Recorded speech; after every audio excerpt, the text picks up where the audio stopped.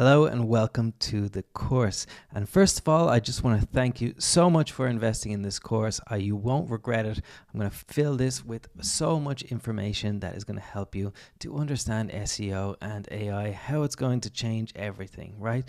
So AI has completely changed SEO, and in this course, I will be showing you how to keep up with these changes. Because of these changes, there is actually more opportunity than ever before. I will take you on a journey how to best use AI so that you can spend as little time on SEO as possible while still getting excellent results. I've already done this on my own websites and even with client websites, and one of those websites I saw yesterday is getting 1,000 clicks per day, and all of the content was created like I'm going to show you in this course. This course will show you behind the scenes as I start a new website, just to show you that everything can be done with AI, everything step by step, the whole setting up websites, everything about marketing and SEO with AI. So let me explain how SEO has changed in the past year or two.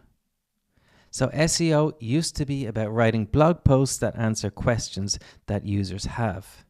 I know this because I've written thousands and thousands of these answers for Google and had tens of millions of people read these answers. It really was that easy, but now things are a bit different. AI can write these answers, right? So we need to be a little bit more strategic. SEO is now about appearing in ChatGPT, Perplexity, and Google's AI overviews, right? So we need to use SEO to educate our customers, and we also need to create video content to show that our brand is the best. So we'll cover all of that, how SEO is changing, how to use AI in every single step of the SEO journey, and I'm going to be creating a system so that we can just, get the SEO done in like half an hour, and then, let it go on autopilot, right? But this will not really just happen overnight, right? You do need to understand the behind the scenes, right? If you really want to get the most out of SEO. So that's it for the introduction. Let's get started with the next video.